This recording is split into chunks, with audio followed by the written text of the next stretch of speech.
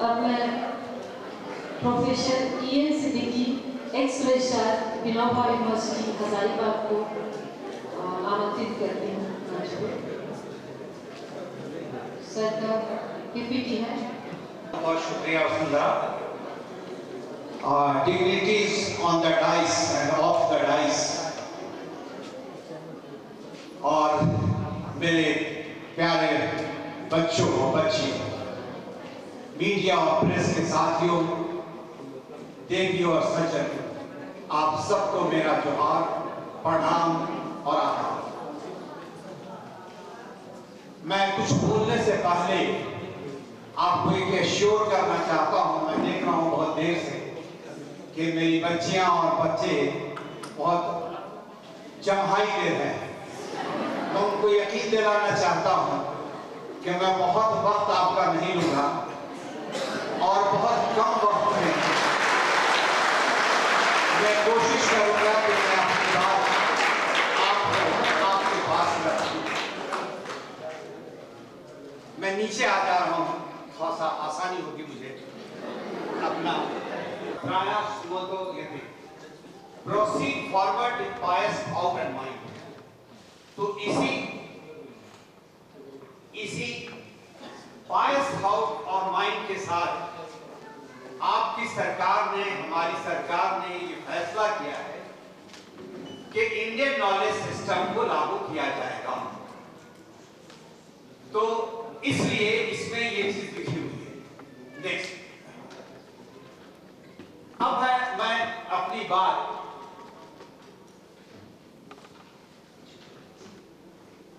का अतीत खंड है। अगर इसको आप पढ़ दें तो जितनी भी भाषण आज आपने सुना है सबका सार उसके अंदर है और क्या उससे ज्यादा है।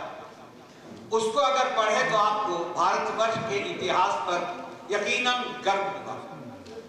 और उनकी एक दो पंक्ति है सिर्फ, संसार को पहले हम ही ने ज्ञान दीक्षा दान दी, आचार की, व्यवहार की, व्यापार की, विज्ञान की। सिर्फ इतना ही नहीं बल्कि और सभी फील्ड में भी इंडिया ने सब कुछ किया। ऋग्वेद, इन पर तो बहुत कुछ कहा जा चुका है। एक किताब है पर्शियन किताबुल हिंद बाई अल बेरूनी। इन्होंने जो इंडियन फिलॉसफी है, इंडियन हिस्ट्री है, इंडियन नॉलेज है बामे हिंद। इसका माने है फिक्र फलक का मतलब महान चिंतन, और रिफत का मतलब ऊंचाई, और बामे हिंद का मतलब हिंद के गौरव का ज्ञान। यानी कि हिंद के गौरव का ज्ञान हिंद पूरे दुनिया में छाया हुआ है। यहाँ के उनास अहले नजर समझते हैं इसको इमाम हिंद। ये भी इसी जो इनकी नाम है, इसी में ये चीज भी लिखी हुई है। नेक्स्ट, अब मैं कुछ बहुत लंबी चौड़ी बात नहीं कहूंगा, एक कहानी सुनाता हूं आपको। कहानी में ही सब कुछ है। साइंस का विद्यार्थी रहा हूं, वनस्पति शास्त्र का, इसलिए मेरे जो एग्जाम्पल होंगे वो इन्हीं सब से होंगे। इसलिए लेकिन बात वही होगी जो सबने कहा है। तो इसमें है कि हल्दी 95 में टर्मेरिक पाउडर को वुंड हीलिंग एजेंट कह करके यूएसए ने पेटेंट कर कि ये वुंड का हीलिंग करता है। ये बताया भी किसने? Indian born American scientist Suman Kumar Das और हरिहर प्रसाद कोले ने, जो यूनिवर्सिटी ऑफ मिसिसिपी में काम कर रहे थे यूएसए में। इन्होंने ये क्लेम किया कि हल्दी क्या हीलिंग प्रॉपर्टी को हमने सबसे पहले डिस्कवर किया है, इसलिए हमको अमेरिका को इसका पेटेंटिंग मिलना चाहिए। पेटेंटिंग मिलने का बहुत फायदा है, मॉनेटरी गेन है। तब 1996 में पहले शुरू क्या का एक एजेंसी है council of scientific and industrial research, इन्होंने इंटरनेशनल कोर्ट में केस किया। केस करने के बाद कई साल तक केस चला। हम लोगों ने दिखाया कि भाई तो हमारे यहाँ हजारों साल से जाना जा रहा है, आप 1995 में कह रहे हैं कि हल्दी मेरा प्रोडक्ट है। यही हुआ है आपके इल्म की चोरी। मस्टर्ड, अनार, इंडिया सब ने मिल करके इसको पेटेंटिंग करने की कोशिश किया है। हम लोग इस पर लड़े हैं, कुछ में कामयाब भी हुए हैं, कुछ में कामयाब नहीं हुए। कामयाब नहीं होने की वजह यह है कि हमने पब्लिश अच्छे से नहीं किया। हम अब कहते हैं कि हमने टेस्ट ट्यूब भी पहले बनाया, मेरा पब्लिकेशन नहीं है, हमने कभी उसको आगे नहीं बढ़ाया, तो दुनिया तो नहीं मानती है, हम बोलते रह जाए तो इससे क्या होगा। तो दुनिया को मनवाने के लिए जो करना है वो करने की कोशिश करनी है। अब उसमें ये क्या कि इसको हम प्लांट्स को पेटेंट कर दें, ऐसी विचार ही नहीं थी यहाँ की। उदारता थी, सब पूरे दुनिया को एक मानते थे, इसलिए कभी कोशिश नहीं किया कि खाने पीने की चीजों को या दवा को हम अपने अधिकार में ले लें। और यही वजह है कि गवर्नमेंट ऑफ इंडिया में 9,500 प्लांट स्पीसीज डॉक्यूमेंट किए हैं जो फार्मास्यूटिकल इंडस्ट्री के लिए इंपॉर्टेंट है। उसमें से 1998 तक एक भी पौधा प्लांट एनिमल इंडिया ने कभी भी उस पर क्लेम नहीं किया, जबकि उसका बहुत बड़ा कंट्रीब्यूशन है। जैसा आपको पिछले हफ्ते कई इसमें जो आया, जब ये अंग्रेज आए तो जो हिंदुस्तानी देखने में हो लेकिन सोचने में इंग्लिश हो। हम तो और आगे निकल गए, सोचने के तो छोड़ दीजिए, पहनावे बढ़ावे में भी अंग्रेज हो गए। भले चमड़ा नहीं उजला हुआ उतना, लेकिन टाई पैंट तो सब वही है।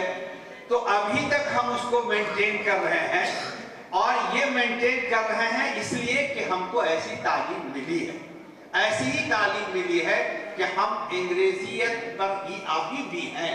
अभी कहा भी जा रहा था कि हर जगह आप इंग्लिश मीडियम स्कूल देखते हैं, उसकी वजह यही है कि हम उनके गुलाम आज भी ज़हनी तौर पर हैं। कुछ चीजें हैं, सिस्टम पढ़ाया तो हमको बताया गया कि अरेबियन न्यूमेरिकल्स है, 0 से लेके 10 तक ये अरेबियन न्यूमेरिकल्स है। तो ये एक्चुअली में हमारा आविष्कार है। हमने इस शून्य को आविष्कार किया, हमने 1 2 3 4 10 तक निकाला, 1 2 3 4 5 6 10 बनाया, और हमने इसको दुनिया को बताया।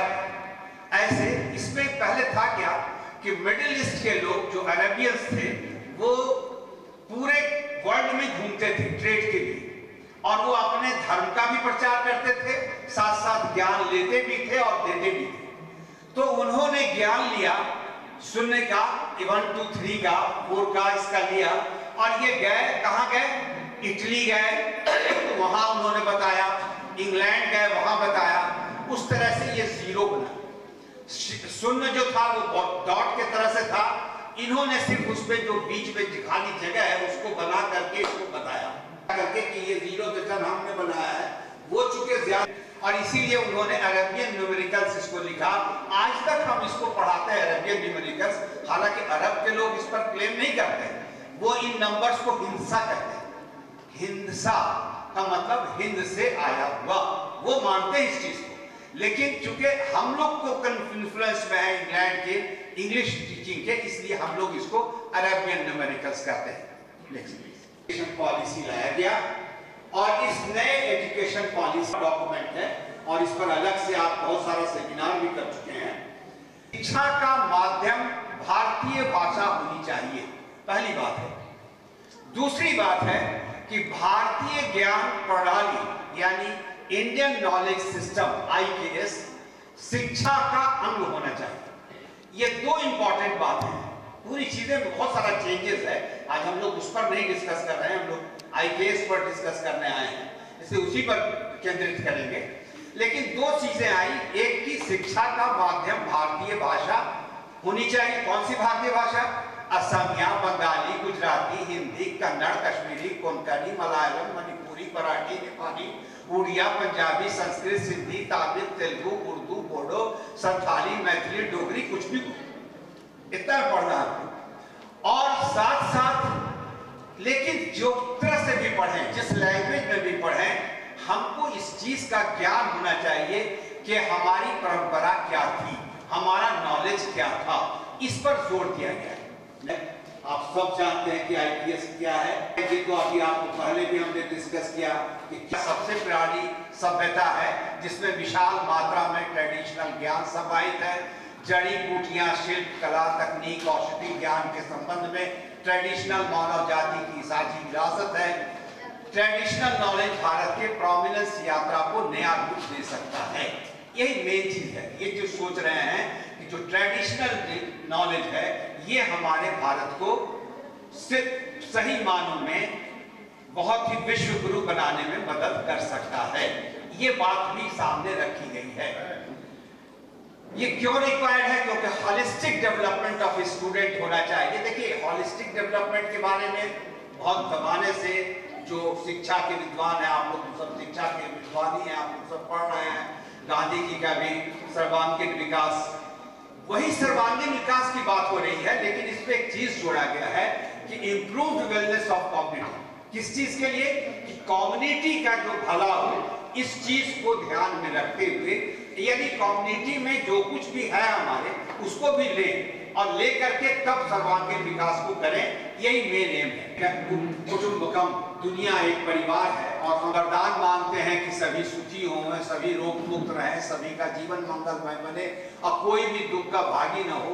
ये जो है हमारा विश्व कल्याण मंत्र है, संपूर्ण विश्व कल्याण मंत्र है। ये तो है ही है। और next please, Indian knowledge system ministry of environment में एक अलग से सेल बन गया है, उसका नाम है इंडियन नॉलेज सिस्टम सेल। इसका मेन काम है कि ये चाहती है कि इंडियन नॉलेज सिस्टम जो भूल चुके हैं लोग, उसको उस पर रिसर्च किया जाए, उनको एकत्रित किया जाए और उनको बच्चों तक पहुंचाया जाए। ये चीज इसका मेन एम है। मेन मकसद ये है कि रोल ऑफ हाई, हम एक अंग है हायर एजुकेशन के, आपका कॉलेज एक अंग है। ये सोचना चाहता है, ये जान करना चाहता है कि हम क्या करें कि इंडियन नॉलेज सिस्टम आगे बढ़ सकता है। इसी पर मेन चीज आपका फोकस करना है। नेक्स्ट गाइडलाइंस इशू कर दिया है, इस फॉलो कीजिएगा तो आप इंडियन नॉलेज सिस्टम को लागू कर सकते हैं। इन गाइडलाइंस में जो सबसे पहली बात है वो ये है कि Indian knowledge system essential part होना चाहिए। किसके? कहां से? स्कूल से लेके यूनिवर्सिटी तक। दूसरी बात है कि हर एक हायर इंस्टीट्यूशन में इंडियन नॉलेज सिस्टम पर रिसर्च होना चाहिए। जैसे हम बॉटनी पढ़ाते हैं, तो बॉटनी पढ़ाते हैं तो हमको ये जानना चाहिए कि जो ट्रेडिशनल बॉटनी का जो नॉलेज है, जो वेद में, उपनिषद में और दूसरे लिटरेचर में हमारे इंडिया में है, उसको हम किस तरह से ट्रांसलेट करके लाएं अपने बॉटनी में, बचाएं बच्चों को। इसका ज्ञान होना चाहिए, इस पर रिसर्च होना चाहिए, इस पर ध्यान दें। दो चीज है, एक है कि स्कूल से लेकर यूनिवर्सिटी तक हमको IKS पढ़ाना है, दूसरा है कि हमको इस पर रिसर्च भी करना है। हेल्प करें इंस्टीट्यूशन को कि किस तरह कि हम पूरा का हम पढ़ना बंद कर देंगे दूसरी चीजों को, ऐसा नहीं कहा गया है। आपको कहा गया है कि सिर्फ 5% ऑफ द स्टूडेंट्स क्रेडिट जो है वो IKS होगा। आप 100 क्रेडिट का जब कोर्स करते हैं तो उसमें से 5 क्रेडिट ही सिर्फ इंडियन नॉलेज सिस्टम का होगा। बाकी आप सब पढ़िए, आप आर्टिफिशियल इंटेलिजेंस तक पढ़िए और कैसे इंप्लीमेंट कीजिएगा वो सब पढ़िए, लेकिन 5% आपके सिलेबस का जो हिस्सा होगा वो IKS होगा। ये मेन मुद्दा है। इसी चीज को लिटरेचर अवेलेबल कराया जाए, ऑथेंटिक हो, जैसे तैसे बना हुआ लिटरेचर नहीं हो, ऑथेंटिक लिटरेचर हो और वो बच्चों को दिया जाए। ये मेन है गाइडलाइंस का। दो चीजें हैं कि 5% of the credit, total credit जो है वो IKS होगा और उसमें IKS का जो कोर्सेस होंगे वो ऑथेंटिक होंगे, इसका ध्यान रखना है। नॉलेज सिस्टम एंशिएंट टाइम से लेकर के अब तक उन सब तक को आपको समाहित करना है, उसके अंदर लाना है और तब उसको पढ़ना है। हाँ, अच्छा, लैंग्वेज तो पहले ही डिस्कस कर लिया कि सभी लैंग्वेजेस में इसको पढ़ाना है, ट्रांसलेट करना होगा। साइटेशन है, संस्कृत जहां पे भी है इंडियन कल्चर का, उसको ला करके आपको देवनागरी स्क्रिप्ट पे ट्रांसलेट करना है और उसको इंग्लिश में ट्रांसलिटरेशन भी करना है। दोनों काम करना है। इसको ट्रांसलेट करना है देवनागरी में, हिंदी में भी लिखना है, साथ साथ उसको ट्रांसलिटरेशन करना है, इंग्लिश में लिखना है। मैंने आवाज रहेगी, हिंदी रहेगी, लेकिन उसको लिखना है इंग्लिश लैंग्वेज में भी, ताकि लोग दूसरे इसके भी समझ सकें। कोर्स ऑलरेडी बना दिया है, वो फॉर्म उसको सिर्फ आपको ले लेना है और ले करके उस फाउंडेशन कोर्स को पढ़ाना है। इसके अंदर जो भारत की जो संपदा है उसके बारे में आपको ये आप पहले भी पढ़ते हैं, लेकिन उसको एक जगह किया गया है। ये आपका जनरल नॉलेज भी होगा भारत के लिए और आप उसको पढ़ेंगे, जानेंगे। आस्तिक और नास्तिक दोनों। आस्तिक जो नास्तिक जो नहीं मानते हैं, जैसे बुद्धिस्ट है, जैनी है, नहीं मानते हैं, उनके बारे में फिलॉसफी पढ़ना। ये सब तरह की फिलॉसफी जो भी इंडिया में डेवलप किया है उसके बारे में भी आपको जानना है। ये फाउंडेशन कोर्स में आपको पढ़ना है। यूजीसी ने प्लान किया है कि हम 1.5 मिलियन टीचर्स को 2025 तक ट्रेन करें। इतना ट्रेन करने के लिए कैसे करेंगे, उसके लिए एक लॉन्च किया है इन्होंने, massive open online course www.ugcis.in सकते हैं। हर कुछ दिन पर वो कोर्स करा रहे हैं, 3 वीक का, 3 महीने, हर तरह का कोर्स करा रहे हैं। आप उनमें से कोई भी कोर्स चूज करके फ्री में उसको इनरोल करके पढ़ सकते हैं, तो बेसिक नॉलेज आपको उससे हो जाए। और ये बहुत बड़ा रोजगार का भी अवसर आने वाला है, खास करके आप जो टीचर्स ट्रेनिंग कॉलेज के स्टूडेंट, इसको हम लोग लागू करना चाह रहे हैं आईपीएस को। इसको पढ़ाने वाला आदमी नहीं है, अभी जानने वाले लोग नहीं हैं, उसको जानना होगा सबसे पहले, उसके लिए टीचर क्रिएट करना होगा। यही इसीलिए चाह रहा है, यूजीसी चाहती है कि 1.5 मिलियन टीचर्स को हम 2025 तक किसी भी तरह से ट्रेंड कर दें कि वो आईपीएस के बारे में कुछ जान जाए। आ रही हैं, बहुत सारी बातें आ गई हैं। इन चैलेंजेस को पहले देखना होगा कि क्या क्या प्रॉब्लम है और इसको कैसे हम दूर कर सकते हैं। जैसे lack of awareness and understanding of IPS. बहुत कम लोग हैं अभी भी जो इंडियन नॉलेज सिस्टम को समझ पा रहे हैं कि क्या है। इसके लिए सबको जानना होगा, पूरे लोगों को जानना होगा, स्टूडेंट से लेके गार्जियन को जानना होगा, यानी प्रत्येक व्यक्ति को जानना होगा कि इंडियन नॉलेज सिस्टम क्या है और इसकी क्या महत्ता है, इसको जानना होगा। साथ साथ लैक ऑफ रिसोर्सेस है, पहले कहा, कोई ना तो लिटरेचर अवेलेबल है। ये लिटरेचर 180 साल से हम अंग्रेज के बनाए हुए पद्धति को पढ़ रहे हैं, तो जो भी लिटरेचर मेरा था वो सब बहुत पुराना हो गया, उसको है मेरे पास है नहीं, कुछ बोलने के लिए हम बोल रहे हैं, लेकिन हम लिखें कुछ, उसको लिख के दें, आपके पास प्रेजेंट करें कि ये ऑथेंटिकेटेड है, इस तरह से इसका ट्रांसलेट करें, तब ना होगा।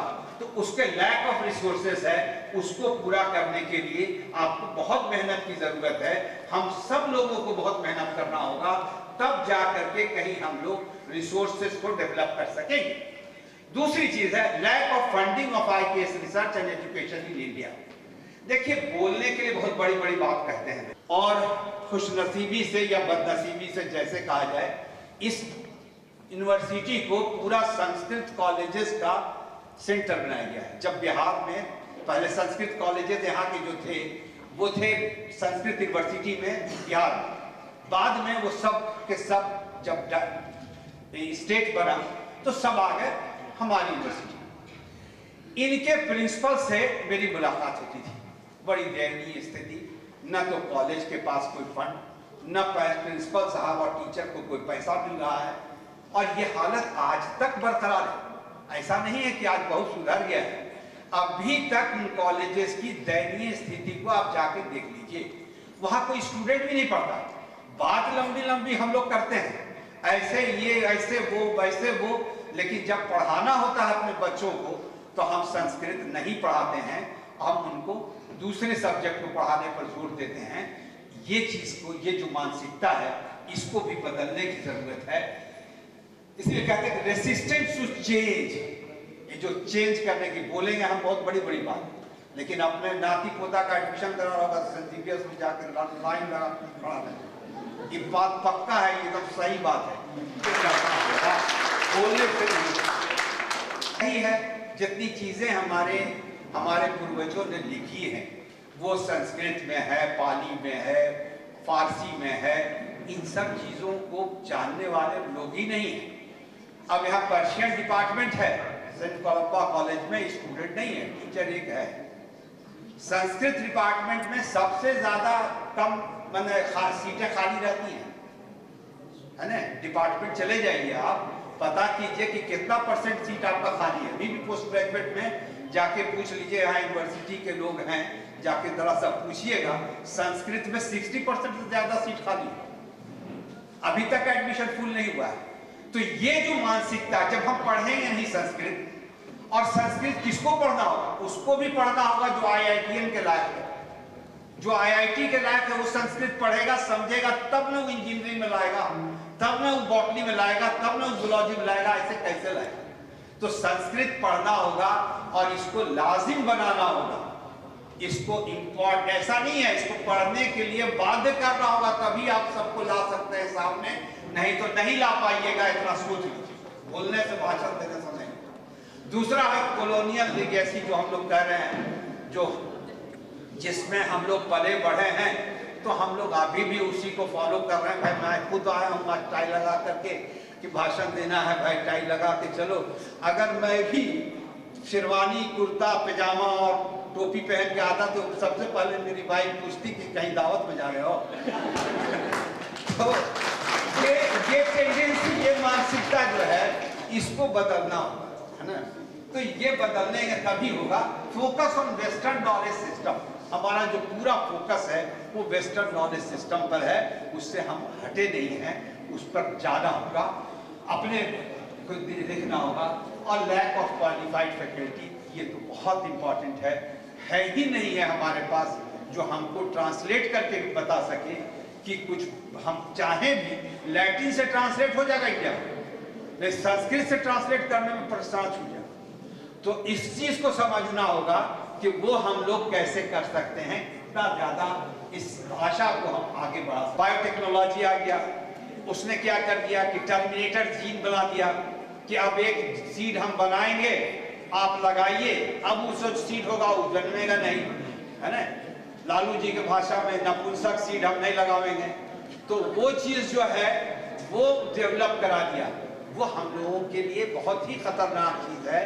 और ये हम लोग इसको यूज करते हुए, जब हम लोग केमिकल्स को यूज किया, फर्टिलाइजर्स को यूज किया, तो हमारी हालत जो है आज ही बीमारियों का जो सिलसिला है उसकी वजह वो है। उससे कैसे बचे, उसके लिए भी आपको इंडियन सिस्टम में आना हो। सिस्टम दिया है जीरो बजट नेचुरल फार्मिंग, चीज पर आधारित है। आपने जंगल देखा होगा, जंगल में पौधे बहुत ग्रो करते हैं, उसमें कोई फर्टिलाइजर पड़ता है, कोई छिड़काव करने जाता है, नहीं जाता है, वो ग्रो करता है कैसे, नेचुरल में। पहले भी खेती होती थी नेचुरल में। हम लोग क्या करते हैं कि जो खरपतवार है, जो फर्टिलाइजर में बदल जाएगा, उसको निकाल के फेंक देंगे और उसमें लाके केमिकल डालेंगे, ताकि उसमें जो एनिमल भी है, जो हमारे लिए अर्थवर्म है, वो भी खत्म हो जाए। तो ऐसा हुआ है और हमने अपने सॉइल को, अपने हेल्थ को, सबको बर्बाद कर दिया है। उसके लिए फिर आपको अपने नेचर की तरफ लौटना होगा और उसके लिए इस सब पद्धतियों को मानना होगा।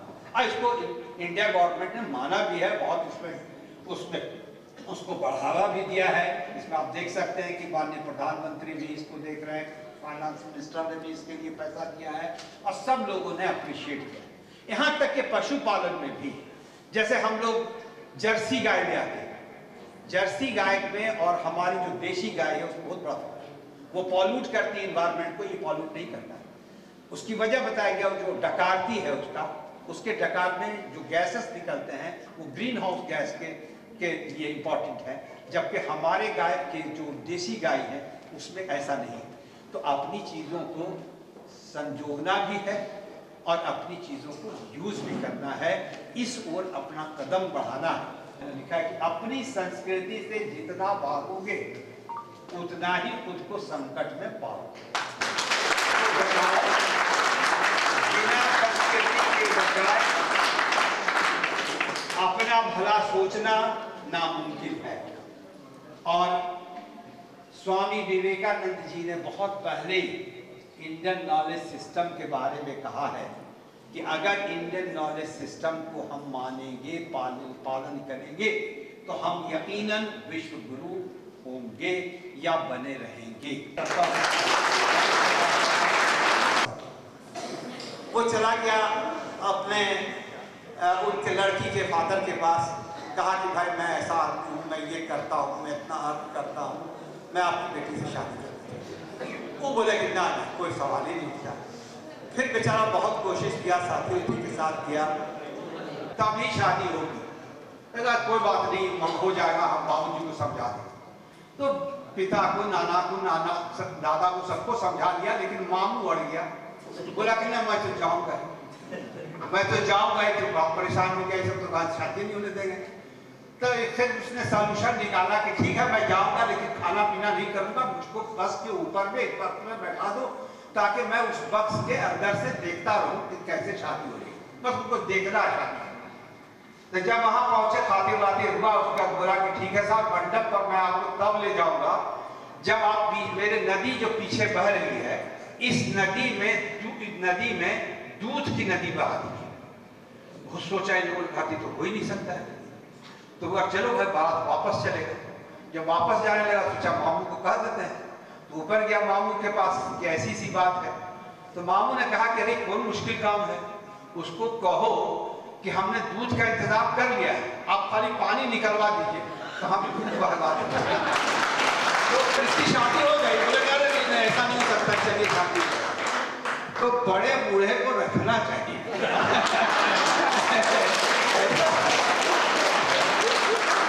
ऐसा नहीं होना चाहिए। ना वो क्या छुट्टे का है। तो ये है आपको बहुत खुशी है कि 16 साल में ये कॉलेज बहुत तरक्की कर गया। आप समझते 16 साल हो गया, 2007 या 6-7 में, 2007 में ये बना है।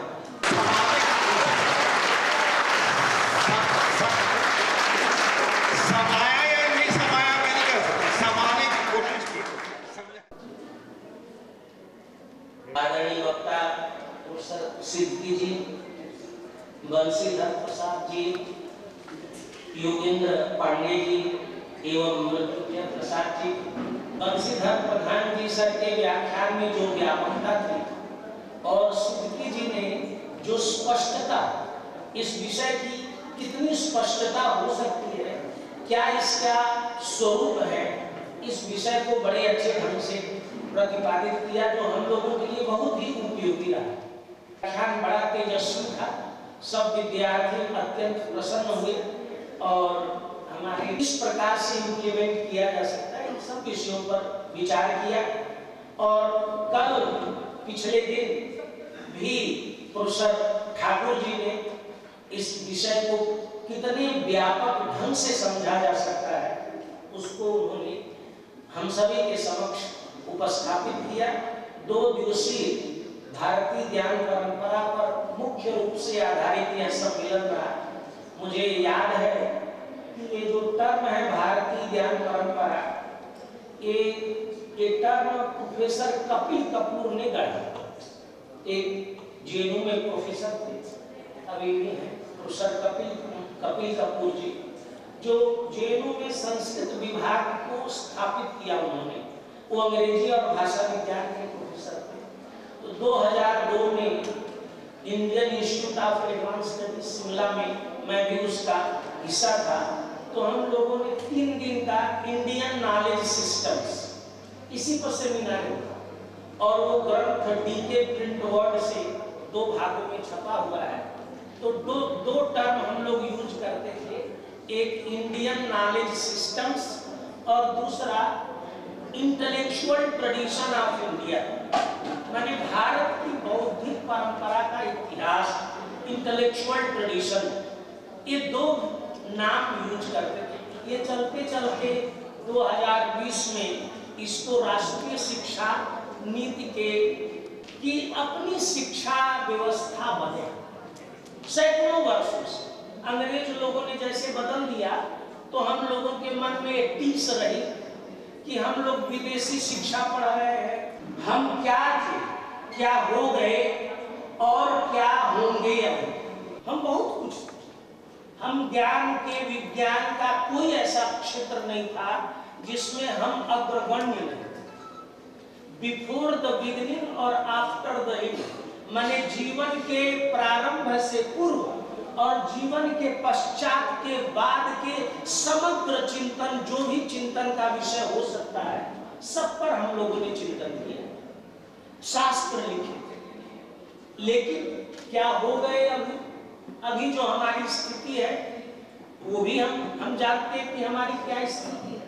इस स्थिति में कैसे सुधार लाया जाए?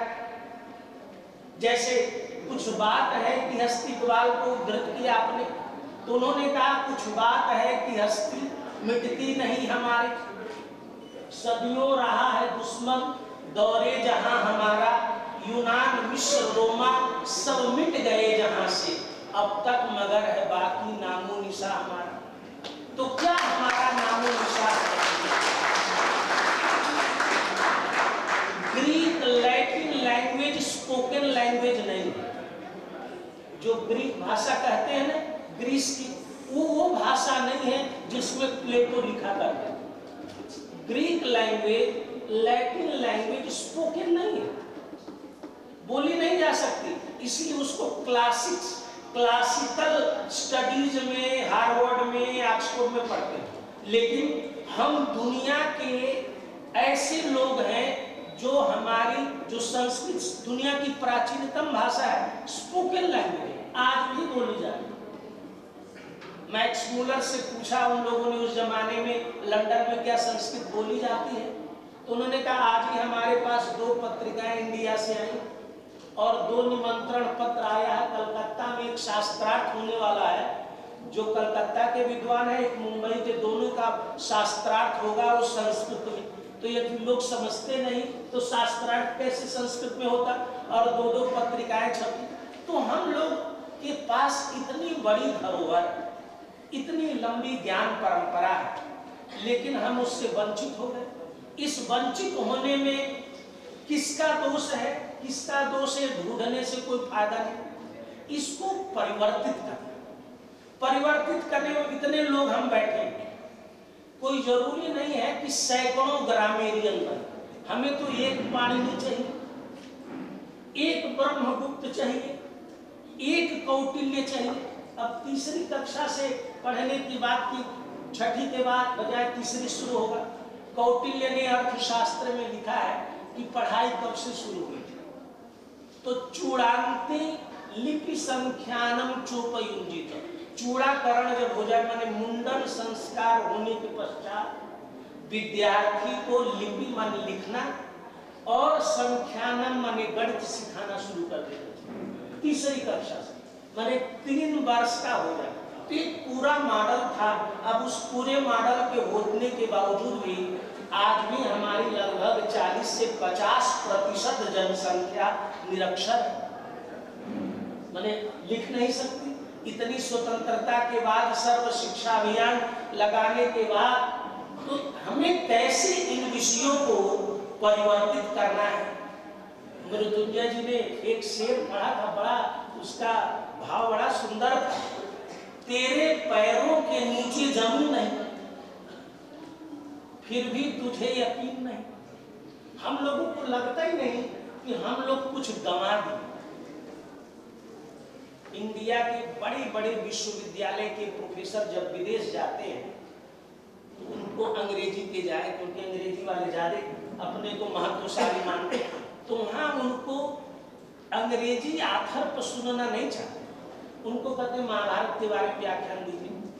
कोई फिलोसोफर जाए, उसको इंडियन, यहाँ तो कांट हेगल ही पढ़ाते रहते हैं, लेकिन जब विदेश जाते हैं तो उनसे पूछते हैं कि आप भगवद गीता पर व्याख्यान दे सकते हैं, आप वाल्मीकि पर दे सकते हैं, तो पढ़े ही नहीं है। हमारे सोशल साइंटिस्ट है, सोशोलॉजी के प्रोफेसर है, 2 बार अमेरिका गए। हम लोग भी जाते आते रहते हैं, देखते रहते कि दुनिया कैसी चल रही है। तो उन्होंने वो आकर के कहे, शुक्ला जी हमें संस्कृत सीखनी है, हम संस्कृत करेंगे, क्योंकि वहां पे यही सब पूछ रहे हैं। उनको हम जो पढ़ते हैं वो जानते हैं कि ये क्या उस विषय में जाने। अब साइंस में इतने विद्वान हमारे हैं, उनकी रीडिंग लिस्ट में माने बिब्लियोग्राफी छपती है, कोई इंडियन किताब नहीं होती। इंडियन स्कॉलर का न कोई पेपर होता, न कोई किताब होती। लेकिन हम अपने विषय में जब लिखते हैं तो वो तुरंत पढ़ने। तो हमें ये आज जो सम्मेलन हो रहा है, ये सम्मेलन अत्यंत ऐतिहासिक हो, क्योंकि इसकी जो पृष्ठभूमि है, देखिए कौन ऐसा सम्मेलन होगा जिसमें अध्यापक, छात्र और प्रबंध समिति उपस्थित हो।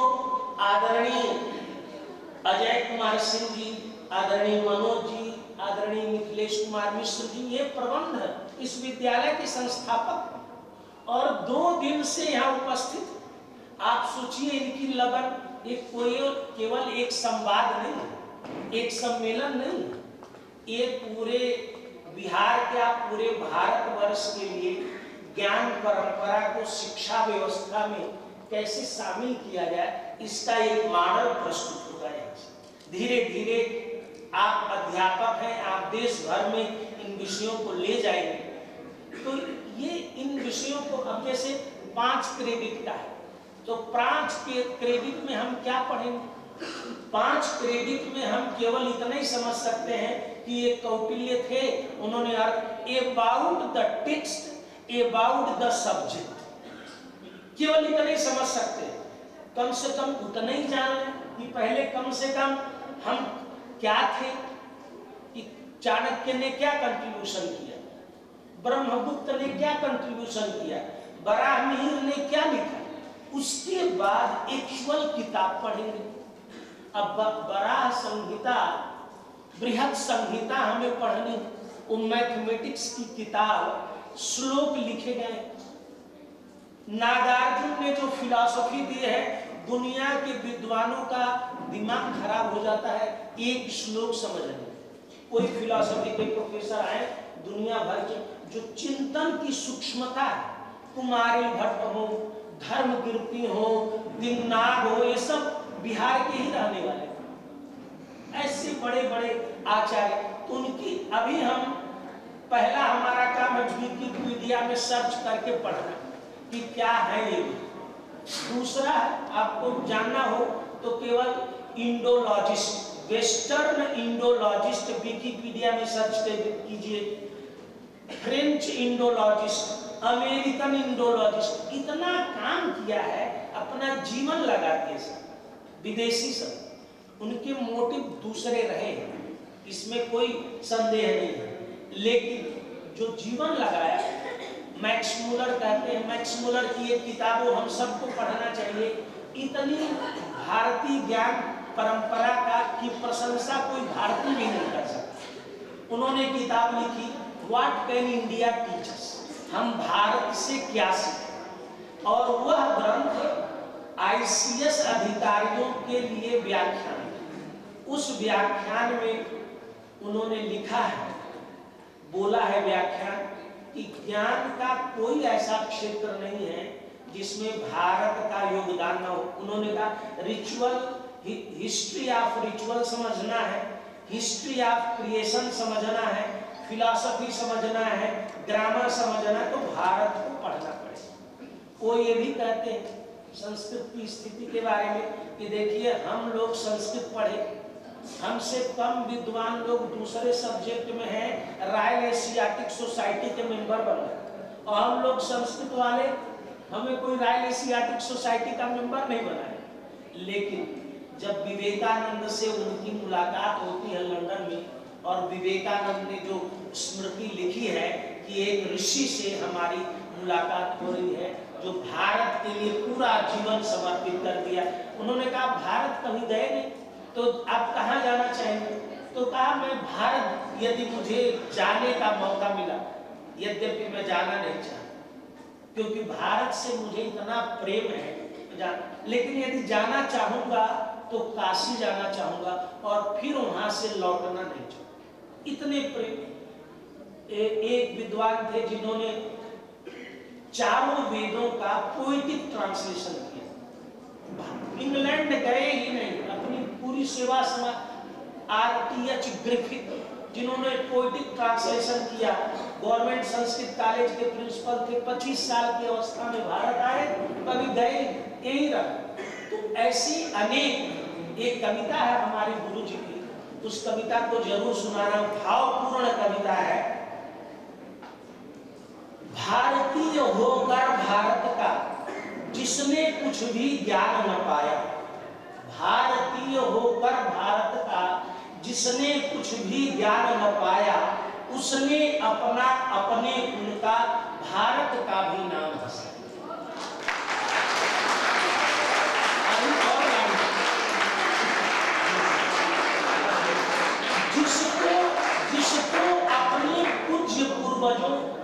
जिसको अपने पूज्य पूर्वजों ऋषियों तक का ज्ञान नहीं है, उनकी अद्भुत त्याग तपस्या का जिसको अभिमान नहीं है, तिल भर भी आभास न पाया जिसने उनके कृत निधान का, वह निश्चय निर्लज्ज व्यक्ति है, कुल कलंक होकर वह आए।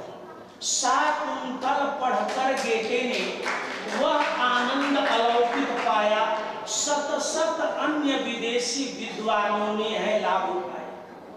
माने विदेशी विद्वान लग के भारत पढ़ लिए, हम लोगों को क्या कठिनाई है इन सबको पढ़ने की। आज हम कंक्लूड कर रहे हैं तो एक संकल्प ये लेना है हम लोगों को कि ज्ञान का कोई क्षेत्र हो, हर चीज ज्ञान है और ज्ञान की कोई सीमा नहीं है। ईस्ट वेस्ट हम भले ही कहते हैं, लेकिन ज्ञान की कोई सीमा नहीं है। हम कहीं से भी ज्ञान लें, उपार्जित करें और ज्ञान में श्रेष्ठ बने। जैसे आकाश चोपड़ा ने भाला फेंका। आकाश चोपड़ा को जानते हैं, क्या नाम उसका? नीरज चोपड़ा। देखिए जानते हैं इसलिए आकाश चोपड़ा। नीरज चोपड़ा ने क्या किया? भाला फेंका। अब किसका नाम हुआ? भारत। तो आप एक लेख लिखेंगे ना, आप एक कंट्रीब्यूशन करेंगे नॉलेज सिस्टम में, ज्ञान में आप जिस प्रकार से योगदान करेंगे तो आपका तो नाम होगा ही, भारत का भी नाम होगा। तो हमें संकल्प लेना है कि कुछ न कुछ ज्ञान के क्षेत्र में कुछ न कुछ हमें कंट्रीब्यूट करना है, योगदान करना है। और यह जो सम्मेलन हुआ, 2 दिवसीय सम्मेलन, इसका बहुत बड़ा योगदान होगा। आज हम बैठ के इस 2 दिन से जो चर्चा चल रही है, ऐसी अद्भुत चर्चा 2 दिन से निरंतर 4 से 5 घंटे तक हम लोग बौद्धिक चिंतन में और विशिष्ट ऐसे आचार्य प्रोफेसर बंसी जी, प्रोफेसर सिद्दीकी जी, ऐसे विशिष्ट आचार्यों को हमें सुनने का मौका मिला। पांडे जी, मृत्युंजय जी और कल ठाकुर जी, ये अद्भुत मौका था और आप लोगों ने इसको सुना, आप इसके गवाह हैं और इसका भविष्य में हम देखेंगे, इसका वट वृक्ष के रूप में यह पल्लवित और पुष्पित होगा। और हम लोग आशा करते हैं कि ये गौतम बुद्ध जो इंस्टीट्यूट है, ये विश्वविद्यालय के रूप में विकसित हो। जैसे आप 17 साल में 15 साल में आए हैं, आपके अगली यात्रा तक विश्वविद्यालय बने, ये हम लोगों की मंगल कामना है। इन्हीं शब्दों के साथ मैं अपनी वाणी को विराम देता हूँ और